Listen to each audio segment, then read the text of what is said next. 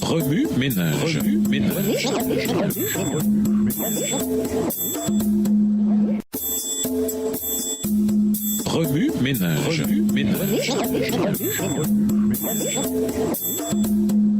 Bienvenue dans votre émission Remue ménage. Nous voilà à la leçon 2, la controverse. Dieu nous a donné la loi par Moïse, mais la grâce et la vérité sont venues par Jésus-Christ. Jean 1, le verset 17. La justification par la foi, une doctrine qui ne divise pas. Lisons Jean 1, verset 17. Jean 1, le verset 17, car la loi a été donnée par Moïse, la grâce et la vérité sont venues par Jésus-Christ. L'épître de Paul aux Romains est largement structurée comme un essai argumentatif. En tant que professeur d'anglais qui corrige des centaines de travaux de recherche, je distingue surtout dans cette épître une stratégie argumentative dont Paul se sert, une abondance de citations des Écritures pour soutenir ce qu'il affirme, afin que ses lecteurs sachent que ses idées le précèdent et font partie de la tradition religieuse juive. Paul insiste dans cette épître plutôt longue et assez compliquée. Il couvre le même sujet à maintes reprises. Ce procédé me rappelle beaucoup une lettre argumentative très longue de Martin Luther King Jr. intitulée « Letter from Birmingham Jail », dans laquelle il insiste lui aussi dans son ardent désir de faire comprendre à ses lecteurs ce qu'il veut dire. Ayant été adventiste toute ma vie et ayant maintenant dépassé l'âge moyen, j'ai vu fréquemment des gens lutter avec le concept de la justification par la foi. Sur un plan personnel, j'ai vu des membres d'église s'engager dans de vifs débats pour savoir si la croyance en la justification par la foi peut conduire à l'idée que le péché est inévitable et par conséquent acceptable, enfin à un certain niveau. Au niveau de l'Assemblée, j'ai vu des membres d'Église indisposés à un tel point par cette doctrine qu'ils ont quitté l'Église pour trouver d'autres croyants, dont l'interprétation des Écritures, particulièrement sur la justification par la foi, ressemblait davantage à la leur. Sur le plan confessionnel, j'ai pris un cours d'histoire de l'Église adventiste qui montre que cette question a été discutée en 1888 lors de la session de la conférence générale de Minneapolis et a entraîné une querelle de taille au sein des dirigeants de l'Église. Oh, combien Satan doit jubiler en voyant qu'une doctrine aussi magnifique et transformatrice peut aussi causer une telle dissension. À mon avis, Paul ne voulait pas susciter la controverse, bien au contraire. Vers la fin de son épître, il écrit « Nous qui sommes forts dans la foi, nous devons prendre à cœur les scrupules des faibles. Nous ne devons pas rechercher ce qui nous plaît. » Romains 15, verset 1. Et il poursuit « Ainsi, accueillez-vous les uns les autres comme le Christ vous a accueillis pour la gloire de Dieu. » Verset 7. Alors que vous écoutez les leçons suivantes, gardez à l'esprit le conseil de Paul. Supportez et acceptez les croyants qui pourraient penser différemment de vous. Je crois qu'un aspect de la foi, c'est croire que Dieu, dans sa miséricorde, continue de travailler avec ses enfants et que son Saint-Esprit intervient toujours pour nous guider vers une lumière spirituelle plus grande. Si certains ne partagent pas vos croyances, sachez que l'Esprit de Dieu n'en a pas fini avec eux ou avec vous. Au revoir. Et à demain si Dieu veut. Remue ménage. Remue ménage.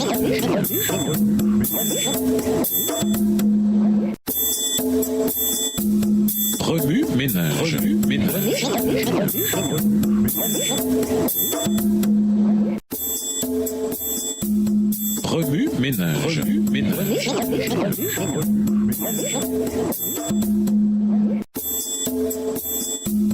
Remue ménage.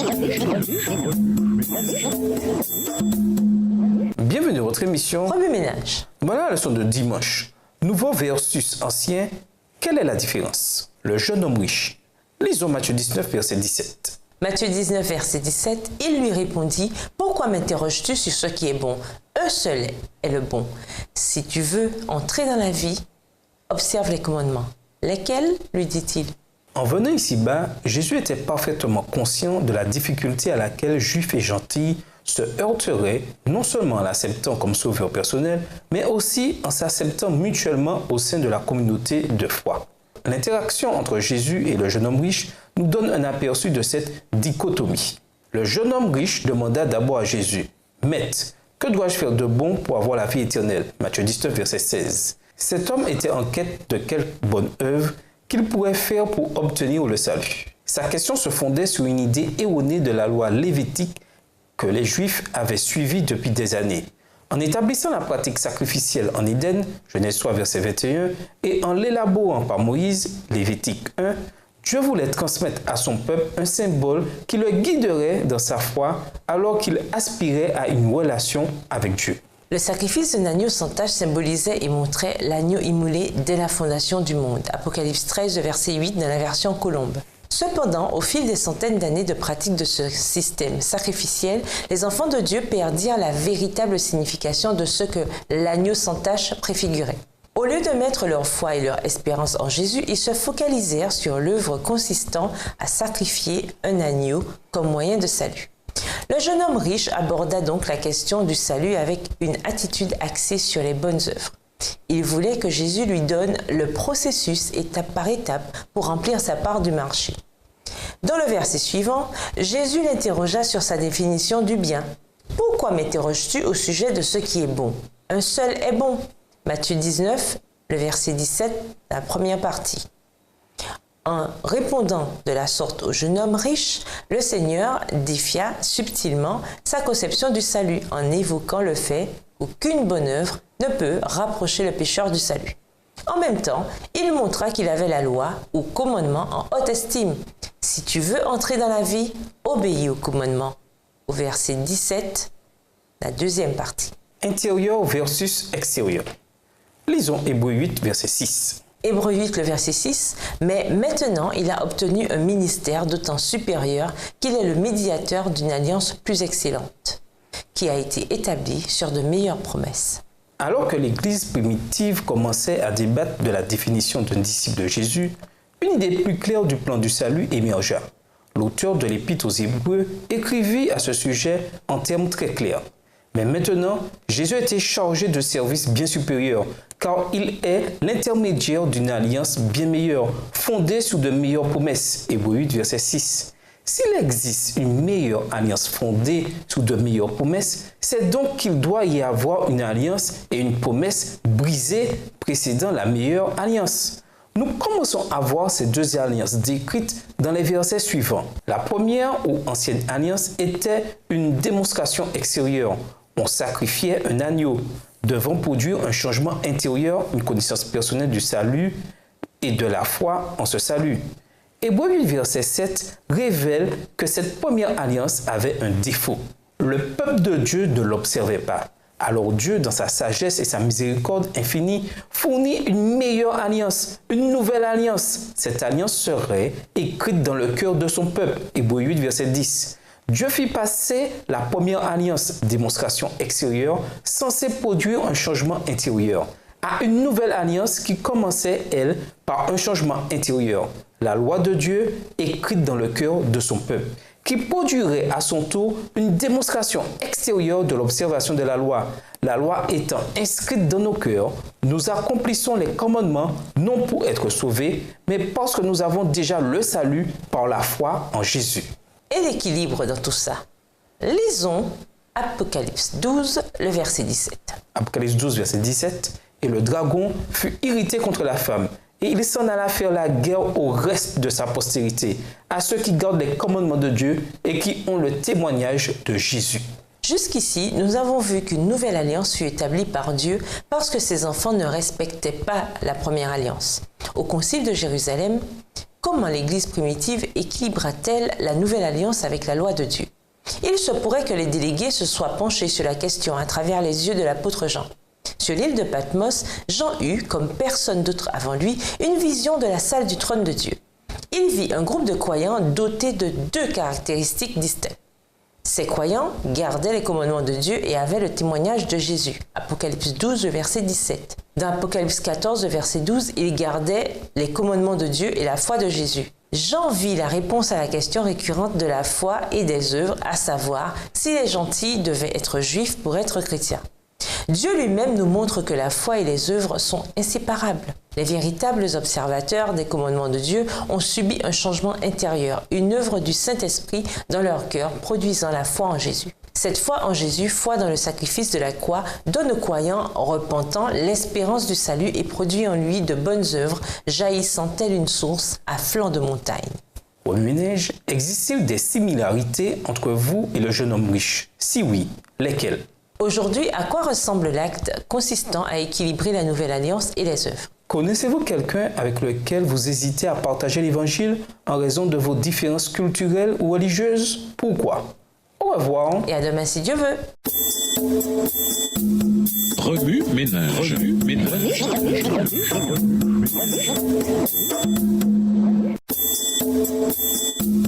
Remue-ménage. Remue-ménage.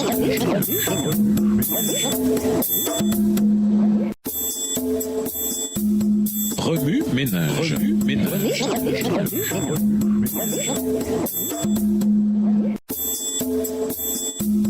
Remue-ménage. Remue-ménage.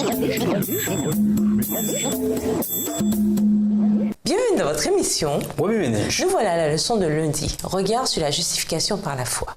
Nous vous invitons à lire Exode 20, les versets 1 à 17, Lévitique 12, Lévitique 16 et Lévitique 23. Cette manière de présenter l'évangile caractérisa le travail de l'apôtre durant tout son ministère parmi les gentils. Il avait toujours devant les yeux la croix du calvaire. Nous ne nous prêchons pas nous-mêmes, déclarait-il, dans les dernières années de sa vie. C'est Jésus-Christ le Seigneur que nous prêchons et nous nous disons vos serviteurs à cause de Jésus. Car Dieu qui a dit la lumière brillera du sein des ténèbres a fait briller la lumière dans nos cœurs pour faire resplendir la connaissance de la gloire de Dieu sur la face de Christ. 2 Corinthiens 4, les versets 5 et 6. Il doit nous être précieux de penser que la justice du Christ nous est imputée, non en vertu d'un mérite quelconque de notre part, mais comme un don de Dieu. L'ennemi de Dieu et des hommes s'oppose à ce que cette vérité soit exposée clairement, car il sait que lorsqu'on l'a pleinement acceptée, sa propre puissance est anéantie. S'il pouvait introduire les ténèbres du doute et de l'incrédulité dans la vie de ceux qui prétendent être des enfants de Dieu, la tentation serait la plus forte. Il faut encourager la foi naïve qui prend Dieu au mot. Les enfants de Dieu doivent avoir cette foi qui se confie en la puissance divine, car c'est par grâce que vous êtes sauvés par le moyen de la foi, et cela ne vient pas de vous, c'est le don de Dieu. Éphésiens 2, le verset 8. Ceux qui croient que Dieu a pardonné leurs péchés pour l'amour du Christ ne devraient pas se lasser de poursuivre, malgré les tentations, le bon combat de la foi. Leur foi devrait croître de plus en plus jusqu'à ce qu'ils puissent dire par leur vie comme par leur parole: le sang de Jésus, son Fils, nous purifie de tout péché. 1 Jean 1, le verset 7. Le Seigneur Jésus est notre force et notre bonheur, la toute-puissance à laquelle les hommes peuvent en toute occasion puiser leur énergie. Lorsque nous étudions sa vie, lorsque nous parlons de lui et que nous devenons de plus en plus capables de le contempler, lorsque nous recevons sa grâce et les bénédictions qu'il nous accorde, nous possédons un enrichissement qui peut servir aux autres. Débordant de gratitude, nous communiquerons à nos semblables ces bénédictions qui nous ont été si généreusement accordées. Ainsi, en tant que bienfaiteurs et obligés, nous croissons en grâce. Un puissant flot de louanges et de gratitude se déverse sans cesse de nos lèvres. L'esprit de douceur de Jésus fait monter un chant de louange dans nos cœurs et nos âmes sont exaltées par un sentiment de sécurité. La justice indéfectible et inépuisable du Christ devient notre justice par la foi. Remue-Ménage. Selon vous, pourquoi certains d'entre nous semblent-ils avoir automatiquement la foi, tandis que d'autres sont plus sceptiques? Avez-vous une foi absolue en Jésus, en tout temps, ou cette foi a-t-elle parfois davantage le visage de l'espérance? Au revoir. Et à demain si Dieu veut. Remue-ménage. Remue-ménage.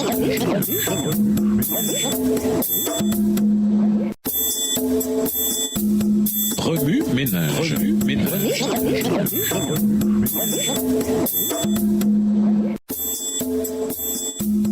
Remue-ménage. Remue-ménage.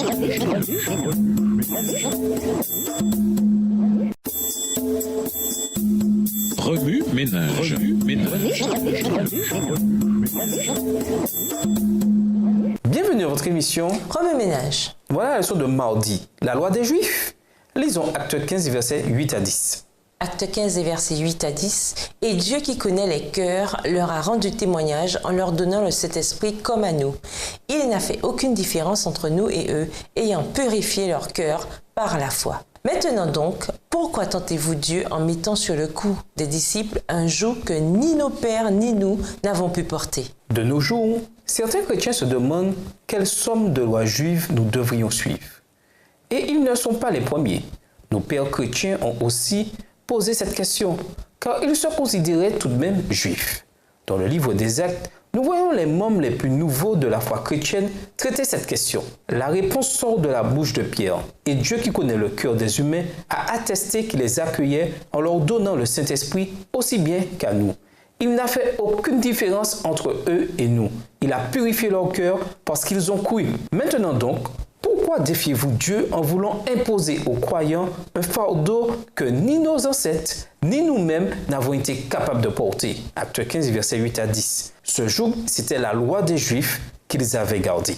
Pierre dit que le joug de la loi juive était quelque chose que ni leurs ancêtres, ni eux-mêmes n'avaient été capables de porter. Au verset 10, ceci devrait être une leçon pour nous en tant que chrétiens. Même les fondateurs de notre Église, même ceux qui passèrent le plus de temps avec Jésus lors de son ministère terrestre, ont admis personnellement qu'ils ne pourraient porter le joug de la loi juive. Si cette loi leur était trop difficile à porter, il en est sûrement de même pour nous. Jésus est venu sauver le monde entier. Sa grâce, sa miséricorde, son amour éternel se déverse sur tous les êtres humains, peu importe la race, la couleur de la peau, les coutumes sociales, etc. Les Juifs pensaient depuis longtemps qu'ils étaient les seuls dignes de recevoir les avantages de l'amour et des bénédictions de Dieu. Ils croyaient que Dieu excluait les gentils et les samaritains détestés et que de ce fait, ils devaient faire de même. Beaucoup d'entre eux étaient convaincus que pour être acceptés des Juifs, les païens devaient adopter toutes les coutumes et pratiques juives. Mais tel n'est pas le cas. Le Christ est venu pour sauver aussi bien les gentils que les Juifs. Pourquoi? Simplement parce que nous sommes tous enfants de Dieu. Il nous aime tous infiniment. Son amour transcende les différentes coutumes et lois auxquelles les Juifs se cramponnaient aussi désespérément. S'il nous est facile d'accepter que Dieu est venu sauver tous les êtres humains, juifs ou gentils. En effet, Paul travailla presque entièrement auprès des gentils. Pour les Juifs de l'époque, c'était une pilule dure à avaler. Peut-être que nous, adventistes modernes, avons du mal à accepter ceux qui n'adoptent pas pleinement les coutumes traditionnelles des adventistes. Si tel est le cas, souvenons-nous que Dieu sauve pleinement tous les êtres humains. Waminéj, nous arrive-t-il à nous, adventistes, de considérer d'autres religions, d'autres confessions, d'autres pratiques en matière de style de vie de la même manière que les Juifs considéraient les gentils à l'époque de Jésus? Ou faut-il tirer la ligne de démarcation en ce qui concerne l'acceptation des autres dans l'Église et les pratiques des gens avec lesquels nous sommes en désaccord? En tant que chrétien, comment rejeter le mauvais style de vie et les pratiques malsaines des autres tout en leur manifestant l'amour de Dieu? Au revoir et à demain si Dieu veut. Remue-ménage. Remue-ménage.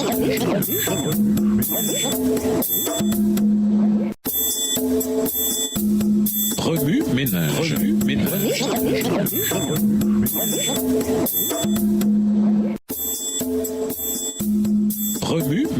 Remue-ménage.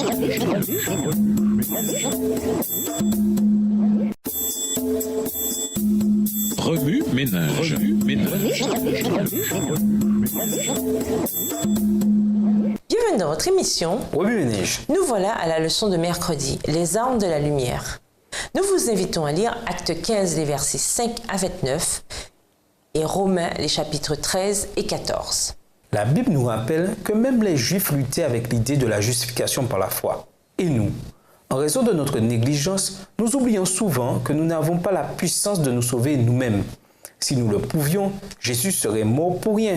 Galates 2, verset 21. Nous sommes incapables d'emprunter le sentier de la justice sans la direction divine. Cependant, ne nous inquiétons pas. Dieu ne nous livre pas à nous-mêmes. L'avenir immédiat est sombre, certes, mais Jésus fait briller la lumière sur notre long et périlleux sentier. Quelles sont les étapes qui nous font avancer dans la foi, en dépit des ténèbres qui se dressent devant nous? Premièrement, consultez Dieu. Romains 13, verset 12, dans la version Nouvelle Bible Seconde, déclare « La nuit est avancée, le jour s'est approché. Rejetons donc les œuvres des ténèbres et revêtons les armes de la lumière. » Trop souvent, nous prenons nos propres décisions sans consulter Dieu. Chaque jour, rendez votre première action significative en priant le Saint-Esprit de guider toutes vos pensées et décisions. Revêtez les armes de la lumière et vous serez en paix, sachant que Dieu contrôle toutes choses, car se préoccuper des désirs de l'Esprit Saint mène à la vie et à la paix. Romains 8, le verset 6. Deuxièmement, utilisez votre boussole. Dieu nous a laissé l'outil ultime pour déterminer les directions à prendre, la Bible. Sondez fidèlement sa parole pour découvrir des réponses. Selon Paul, toutes les croyances que nous avons sont entre nous et Dieu et devraient être dirigées par la foi. Romains 14, versets 22 et 23. Réexaminez vos croyances conformément aux réponses qu'il a placées dans votre cœur. Gardez à l'esprit que dans notre cheminement, nous devons aider nos semblables tout en ne leur imposant pas nos croyances. Troisièmement, cherchez la source d'eau vive.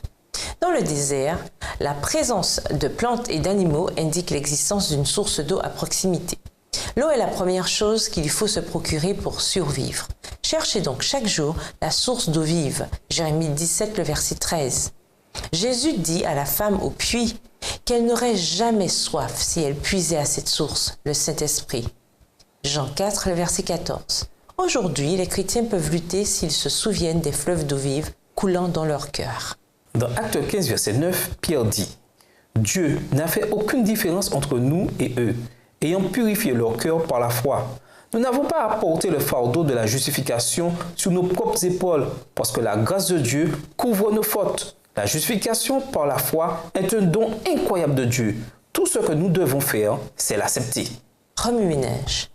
Pourquoi la justification par la foi est-elle importante? Que dit Jacques sur la foi et les œuvres? Vous est-il déjà arrivé d'oublier d'avoir foi dans les plans de Dieu? Avec ceci à l'esprit, comment pouvez-vous aider les autres qui ont cette même mentalité? Vous est-il déjà arrivé d'imposer Dieu ou vos croyances à quelqu'un? Comment vous y prendre pour changer d'approche? Au revoir. Et à demain si Dieu veut. Remue-ménage. Remue-ménage.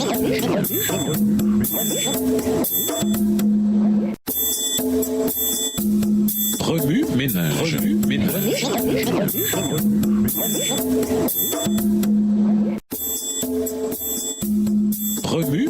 Remue-ménage.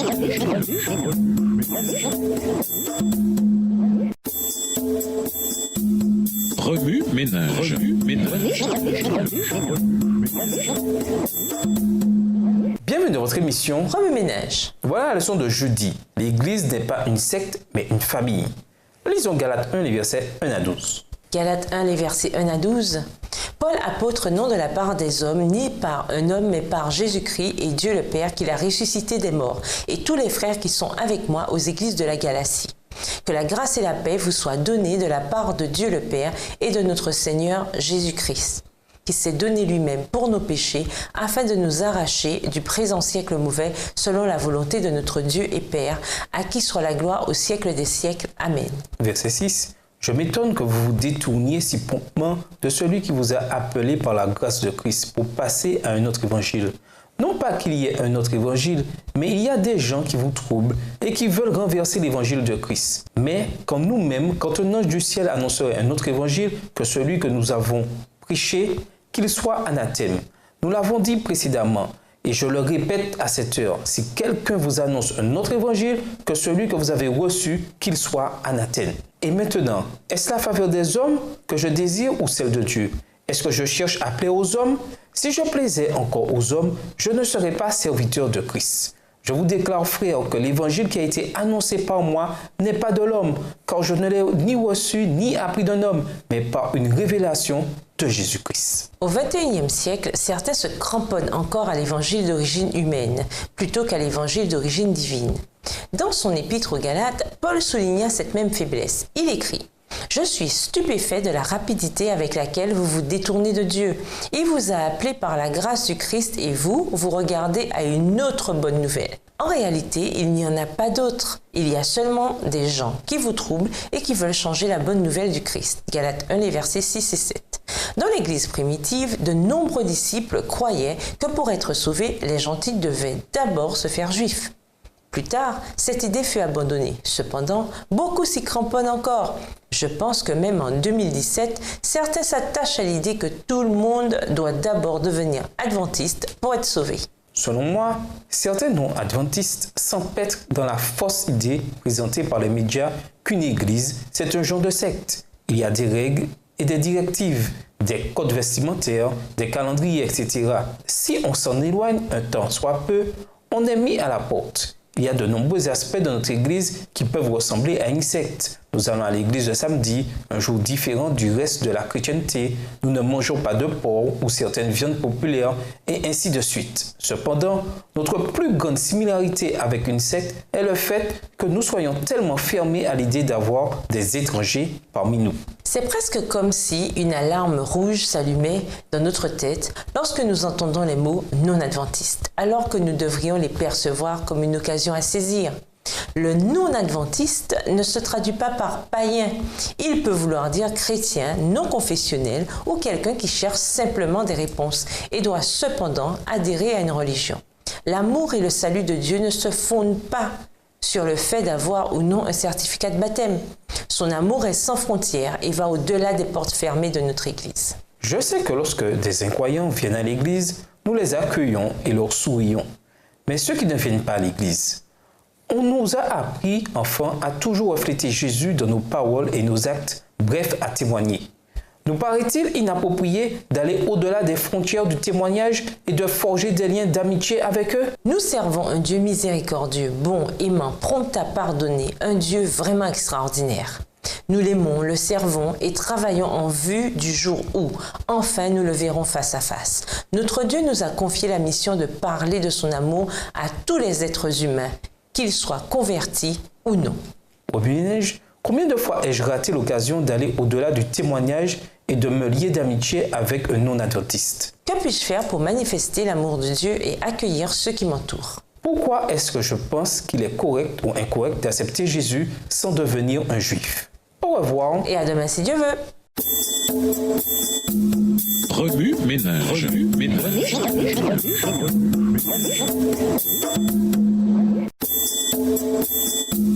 Remue ménage. Remue ménage.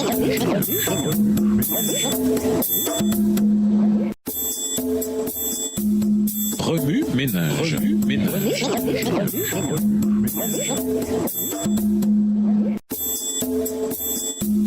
Remue ménage. Remue ménage. Bienvenue dans votre émission. Remue ménage. Nous voilà à la leçon de vendredi. Les alliances hier et aujourd'hui. Lisons Genèse 17, le verset 10. Genèse 17, verset 10. C'est ici mon alliance que vous garderez entre moi et vous et ta postérité après toi. Tout mâle parmi vous sera circoncis. Pour conclure, depuis que Paul a rédigé ses épîtres passionnées et parfois difficiles à comprendre, traitant de la tension entre la loi et la grâce, les chrétiens se sont posé des questions. En voici une. Si je suis sauvé seulement par la foi en Jésus, quelle portion de la loi dois-je garder? Et une autre. Comment dois-je traiter quelqu'un qui se déclare croyant, mais dont les idées et les actes semblent de loin ne pas répondre à ce que j'ai cru être la vérité et aux coutumes religieuses que j'estime importantes? La réponse, c'est de garder les yeux fixés sur Jésus, sur sa puissance et sur la puissance de son esprit promise en vue de la victoire. Qu'offre aux idées. Analysez l'alliance d'une association de propriétaires ou utilisez la vôtre si vous en avez une. Résumez les responsabilités du propriétaire et du conseil d'administration de l'association des propriétaires. En quoi cette alliance est-elle semblable à l'alliance divine ou différente d'elle, telle que décrite dans Genèse 6, le verset 18, Genèse 15, le verset 18 et Genèse 17, le verset 10, etc. Dessinez un diagramme du tabernacle et du parvis incluant tout l'ameublement. Utilisez des stylos ou des crayons de différentes couleurs pour tracer les actions et les mouvements du souverain sacrificateur le jour des expiations. Étudiez la traduction française du chapitre sur le Shabbat dans la Mishnah. Ces règles rabbiniques qui auraient pu être en vigueur à l'époque de Jésus en allant sur le site internet www.jewishvirtuallibrary.org. Essayez de vérifier les motivations souvent sincères des rabbins lorsqu'ils ont formulé ces directives. Selon Jésus, Matthieu 15, verset 6, nombre de ces traditions déformaient les lois mêmes de Dieu. Lancez sur les réseaux sociaux une discussion sur Actes 15 et versets 1 à 12. Ce passage rapportant la décision du Concile de Jérusalem au sujet de ce qu'il fallait exiger des gentils à la place des lois de Moïse. Le verset 20 dresse la liste de seulement 4 exigences. s'abstenir de souillure, des idoles, de l'immoralité sexuelle, des animaux étouffés et du sang. Pourquoi 4 et pas davantage? Lancez sur les réseaux sociaux une discussion sur le paragraphe précédent. Puisque 3 des 4 interdictions ne s'appliquent pas vraiment au christianisme occidental actuel, Paul choisirait-il 4 exigences différentes s'il prêchait aujourd'hui? Dans l'affirmative, quelles pourraient-elles être? Formuler un jugement d'acquittement concernant une poursuite fictive du style Ligue des droits de l'homme contre ceux qui enseignent Lévitique 12, chapitre qui semble faire une discrimination entre les bébés filles en prescrivant aux mères de ces filles en temps d'impureté et de purification double par rapport aux bébés garçons. Faites quelques vers que vous collerez sur le tableau d'affichage de l'Église, expliquant la relation entre la loi et la grâce. Pour aller plus loin, nous vous invitons à lire dans le livre Jésus-Christ, chapitre 42, page 387, livre écrit par Ellen G. White. Au revoir. Et à demain si Dieu veut. Remue ménage. Remue ménage.